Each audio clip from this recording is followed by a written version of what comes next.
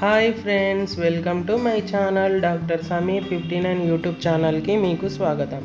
ఈరోజు మనం Benadryl cough syrup గురించి తెలుసుకుందాం. బెనడ్రిల్ కఫ్ సిరప్ని ప్రముఖ కంపెనీ జాన్సన్ అండ్ జాన్సన్ వాళ్ళు దీనిని తయారు చేశారు. ఇందులో ఉన్న formula diphenhydramine hydrochloride, ammonium chloride, sodium citrate and ethanol ఉంటాయి. బెనడ్రిల్ సిరప్ యొక్క ఉపయోగాలు మరియు వాటి ప్రయోజనాలు ఇప్పుడు మనం తెలుసుకుందాం.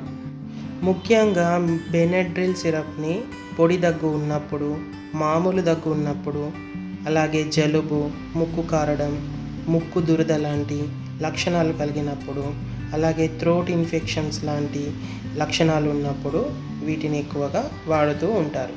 ఒక విధంగా చెప్పాలంటే రెస్పిరేటరీ ట్రాక్ ఇన్ఫెక్షన్స్ ఉన్నప్పుడు వీటిని ఎక్కువగా వాడుతూ ఉంటారు.